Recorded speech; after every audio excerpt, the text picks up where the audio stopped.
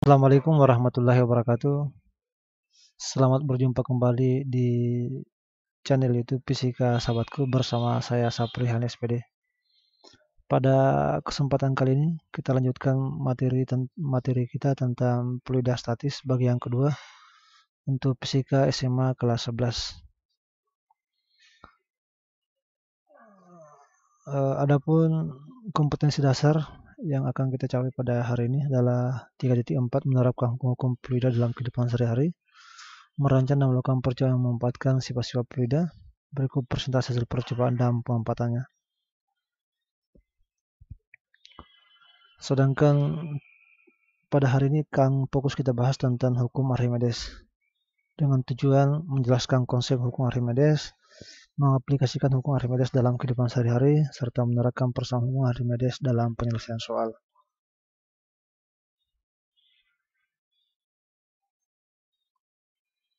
Oke, baik. Sebelum kita masuk ke hukum Archimedes, saya akan tunjukkan dulu bagaimana video tentang kapal yang terbuat dari besi. Ini kita lihat kapal yang terbuat dari besi bisa terapung di atas permukaan laut. Oke. Selanjutnya adalah video bagaimana koin yang ukurannya kecil ternyata tenggelam dalam air. Dua peristiwa yang sangat kontras kita lihat. Kapal yang ukurannya besar terbuat dari besi bisa terapung, sedangkan koin yang ukurannya kecil malah bisa tenggelam dalam air. Nah, ini akan kita bahas pada konsep hukum Archimedes. Kenapa bisa dia tenggelam, kenapa dia bisa terapung. Oke. Berdasarkan hukum Archimedes yang baru. Oke, ini mengapa benda dalam air terasa lebih ringan jika diangkat dibandingkan di udara. Nah, ini sering kita rasakan bahwa kalau kita angkat batu misalnya di dalam air, ternyata dia lebih ringan dibandingkan di atas air atau di udara. Bahwa ada gaya yang bekerja pada saat cair yang mengakibatkan sehingga benda dalam air itu terasa lebih ringan, yang disebut dengan gaya apung. Di mana gaya apung inilah besarnya sama dengan berat benda yang dipindahkan. Jadi besarnya gaya apung Fa sama dengan Rho kali G kali P, atau bisa disebut dengan Fa atau gaya apungnya adalah M kali G. Jadi besarnya gaya apung atau gaya ke atas sama dengan berat zat cair yang dipindahkan. Walaupun mungkin ukurannya kecil, tapi terasa lebih ringan beratnya dalam air dibandingkan di udara. Nah, ini hukum Archimedes bahwa sebuah benda yang tercelup atau sebagian ataupun seluruhnya ke dalam zat cair akan mengalami gaya ke atas yang besarnya sama dengan berat zat cair yang dipindahkan. Jadi contohnya ada fluida dalam satu wadah, kemudian kita masukkan batu. Kita ingin tahu berapa batu ini, karena batu ini ukuran tidak memiliki bentuk yang teratur. Nah, agak susah ditentukan volumenya. Dengan cara seperti ini kita bisa tahu berapa volume batu ini. Jadi pas kita masukkan batunya, maka airnya keluar dari wadah ini. Nah, banyaknya air dalam wadah ini adalah merupakan volume daripada batu itu sendiri. Inilah fluida yang dimaksud atau berat zat cair yang dipindahkan. Oke. Pada konsep hukum Archimedes ada 3 peristiwa yang bisa kita lihat. Jika sebuah benda dimasukkan dalam zat cair, maka ada 3 peristiwa yang bisa kita lihat, apakah dia terapung, melayang, ataupun tenggelam. Nah, kita lihat konsepnya kenapa dia terapung. Jadi sebuah benda yang ada di atas fluida dikatakan terapung jika besarnya gaya apung itu lebih besar dibandingkan dengan berat bendanya. Nah, pada saat terapung, besarnya gaya apung atau Fa sama dengan berat benda itu sendiri. W sama dengan M kali G. Nah, hanya sebagian volume benda yang tercelup. Ini sebagian saja, tidak semuanya tercelup. Sehingga volume fluida yang dipindahkan lebih kecil daripada volume total bundanya. Sehingga dia bisa terapung. Nah, kita lihat persamaannya secara matematis, sigma Fy atau pada sumbu Y-nya sama dengan 0. Nah, pada ke atasnya positif, Fa, gaya apung sama dengan W ke bawah. Oke, Fa-nya, W-nya kita ganti dengan massa benda kali G. Nah, gaya apungnya adalah Rho kali G kali V. Ini volume fluida, volume benda yang tercelup. Kemudian massa benda kali volume adalah massa jenis benda kali gravitasi kali volume benda keseluruhan, volume totalnya. Karena sama-sama ada gravitasinya, jadi volume benda yang tercelup, ini bisa kita ketahui berapa volume benda yang tercelup sama dengan massa jenis benda kali volume total benda per massa jenis fluidanya. Jadi kita ingin tahu berapa volume benda yang tercelup dengan menggunakan persamaan ini. Jadi karena volume total benda, volume benda yang tercelup itu lebih kecil daripada volume total benda, maka syaratnya terapung itu tadi, massa jenis benda harus lebih kecil daripada massa jenis fluida. Jadi inilah syarat utama sebuah benda dikatakan terapung apabila massa jenis bendanya itu lebih kecil daripada massa jenis fluida. Oke, konsep melayang. Melayang, kita lihat bendanya melayang berada pada pertengahan fluida ini. Massa jenis gaya apungnya sama dengan gaya beratnya. Nah, pada saat dia melayang, besarnya gaya apung benda sama dengan berat benda itu sendiri. Nah, volume fluida yang dipindahkan atau volume benda yang tercelup sama dengan volume total benda yang melayang.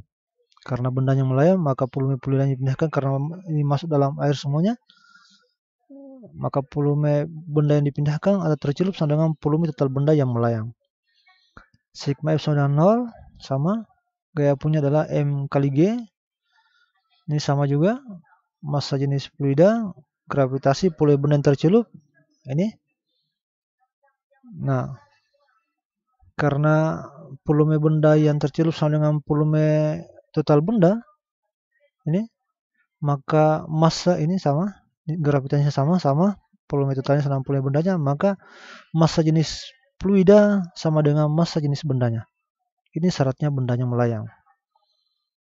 Jadi syaratnya karena volume benda yang tercelup sama dengan volume total benda, maka syaratnya benda melayang adalah massa jenis benda sama dengan massa jenis fluida. Oke, kemudian tenggelam. Kenapa benda bisa tenggelam? Kita lihat. Benda tenggelam berarti benda ini tepat berada di dasar bejana. Ini, di mana gaya apung itu lebih kecil dibandingkan dengan gaya beratnya. Sudah ada dasar bejana. Nah, pada saat dia tenggelam, besarnya gaya apung Fa itu lebih kecil daripada berat bendanya. Nah, sudah pasti. Volume benda yang tercelup dalam fluida sama dengan volume total benda. Oke, namun benda sudah bertumpu di dasar bejana. Karena sudah ada di dasar bejana, sehingga akan muncul gaya normal. Ini, berapa besarnya gaya normal? Ini kita lihat. Jadi selain gaya apung ke atas, ada gaya lagi satu ke atas, mengarah ke atas, ini disebut dengan gaya normal. Sedangkan gaya mengarah ke bawah adalah gaya berat bendanya atau W-nya. Jadi kita tuliskan Fa tambah N sama dengan W. Gaya apung tambah gaya normal sama dengan gaya berat. Kita masukkan. Gaya beratnya kita ganti dengan M kali G. Oke, gaya apungnya juga kita ganti dengan Rho kali G kali V. Ini persamaan gaya apung. Massa jenis fluida kali gravitasi kali volume benda yang tercelup. Nah, oke, kita lihat, masukkan berarti gaya normalnya sama dengan massa jenis benda yang ini dikurangi dengan yang ini. Ini massa jenis benda gravitasi kali volume benda total dikurangi dengan volume fluida kali gravitasi kali volume benda yang tercelup. Nah, karena volume benda yang tercelup sama dengan volume benda total, maka syarat bendanya tenggelam adalah massa jenis benda itu harus lebih besar daripada massa jenis fluida. Inilah syaratnya mengapa benda terapung, mengapa benda melayang, ataupun dia tenggelam. Oke, aplikasi hukum Archimedes dalam kehidupan sehari-hari kita bisa lihat pada ini hidrometer. Ini alat Hidrometer adalah alat untuk mengukur massa jenis benda. Oke, ini biasa digunakan untuk mengukur massa jenis benda. Ini salah satu contoh daripada hukum Archimedes. Kemudian yang kedua adalah galangan kapal. Ini galangan kapal. Jadi galangan kapal ini galangannya diisi dengan air dulu kalau penuh, kemudian kapalnya dimasukkan. Setelah kapalnya masuk, kemudian galangannya terangkat. Ini digunakan untuk memperbaiki kapal, terutama kapal yang rusak pada bagian bawahnya. Selanjutnya aplikasi hukum Archimedes berikutnya adalah kapal selam. Oke, ini bagian-bagian daripada kapal selam. Jadi kapal selam itu ada semacam pemberatnya, di mana pemberat ini bisa diisi dengan air. Ketika kapal akan menyelam, maka pemberatnya diisi dengan air. Namun sebaliknya jika dia akan melayang atau terapung di atas permukaan, maka pemberat ini dikosongkan atau airnya dikeluarkan. Selanjutnya adalah balon udara.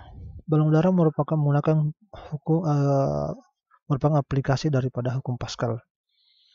Nah, balon udara pada saat diisi gas dengan massa jenis yang kecil, maka berat benda yang dipindahkan sama dengan gaya ke atas. Makanya kita lihat kadang balon udara diberikan api, dipanasi supaya massa jenis udara di atas api itu lebih kecil, lebih ringan dibandingkan dengan udara sekitarnya, sehingga balonnya dapat terangkat.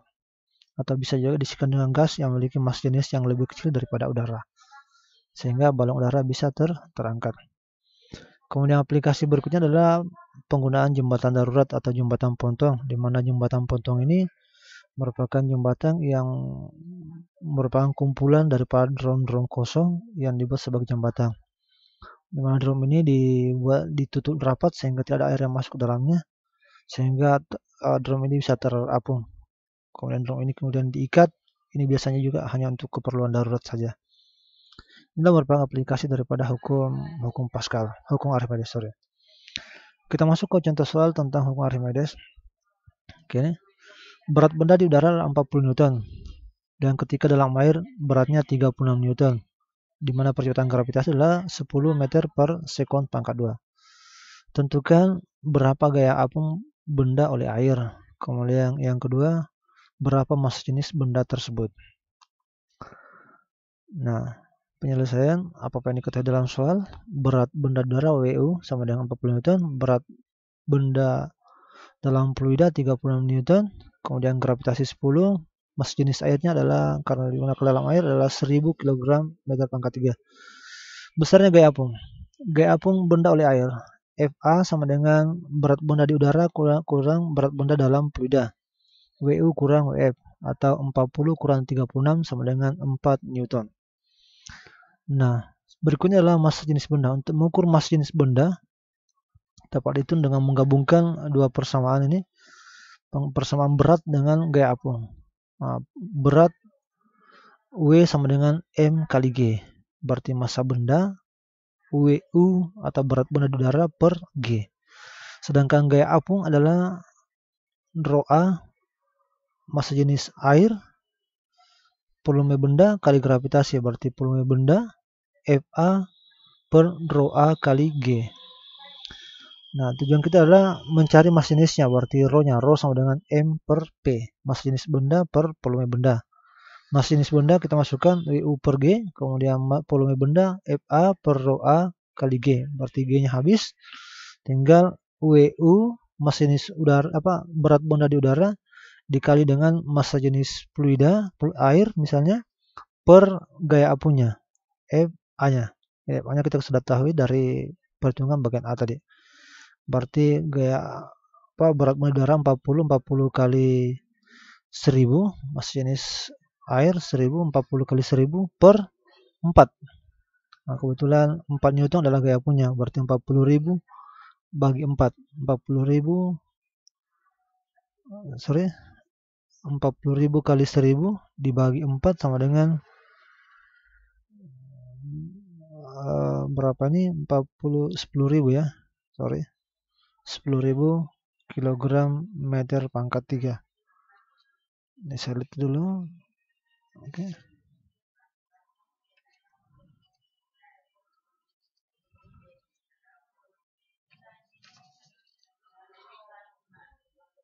Jadi bukan 40.000, sorry sekali lagi, bukan 40.000 tapi 10.000 kilogram per meter pangkat 3. Nih, sekali lagi salah tulis. Oke, kita masuk ke contoh soal yang kedua. Ada balok setinggi 25 cm dengan mas jenis baloknya adalah 800 kg per meter pangkat 3. Di mana saat dicelupkan ke dalam zat cair yang mas jenisnya 1,25 gram per cm pangkat 3, benda tersebut terapung. Oke, benda tersebut terapung. Itu sudah pasti berarti massa jenis bendanya lebih kecil daripada massa jenis fluidanya. Berapakah tinggi balok yang ada di permukaan? Oke, berapa tinggi balok yang muncul di permukaan? Nah, tinggi baloknya adalah keseluruhan ya. Tinggi balok keseluruhan ada 25 cm, kemudian massa jenisnya adalah 800, kemudian massa jenis fluida 1,25 gram per cm pangkat 3 atau 1250 kg per meter pangkat 3. Dirubah dari gram cm pangkat 3 ke kilogram meter pangkat 3. Ditanyakan berapa tinggi balok yang muncul di permukaan. Oke. Persamaan benda yang mengapung, massa jenis benda, volume benda tercelup, kemudian volume total benda kali massa jenis fluida, di mana volumenya itu adalah luas penampan dikali H atau tinggi. Oke, kita masukkan volume benda tercelup berarti A kali tinggi benda, tinggi ini, tinggi, kemudian A kali HB atau volume benda keseluruhan ini, tinggi benda keseluruhan ini volume tinggi benda yang tercelup ini, HT, tinggi benda tercelup, kemudian massa jenis fluida kalikan dengan massa jenis fluida. Nah, A-nya kita habiskan, sama-sama A-nya habis, karena sama-sama satu luas ini. Kemudian mencari berapa tinggi balok yang tercelup, berapa tinggi balok di atas air sama dengan massa jenis benda per massa jenis fluida dikali tinggi baloknya keseluruhan. Oke, kita masukkan nilainya. Massa jenis bendanya 800, massa jenis fluidanya 1250, kemudian dikali tinggi balok 25 cm dirubah ke meter menjadi 0,25. Ya, 0,25 kali 800 bagi 1250 dapat 0,16 meter atau 16 cm. Jadi tingginya balok yang muncul di atas permukaan air adalah 16 cm. Berarti yang tenggelam adalah 9 cm karena totalnya adalah 25 cm. Jadi tinggi balok di permukaan, tinggi benda dikurang tinggi balok yang tercelup. Jadi yang tercelup ada 16, tinggi totalnya ada 25, yang tercelup ada 16, berarti yang muncul di permukaan adalah 9 cm. 9 cm. Jadi tinggi balok yang muncul di permukaan adalah 9 cm. Oke, saya kira itu saja pembahasan kita untuk hari ini tentang hukum Archimedes. Mudah-mudahan bermanfaat. Silakan like, share, and subscribe. Demikian apa yang dapat saya sampaikan pada hari ini. Lebih dan kurangnya mohon dimaafkan. Assalamualaikum warahmatullahi wabarakatuh.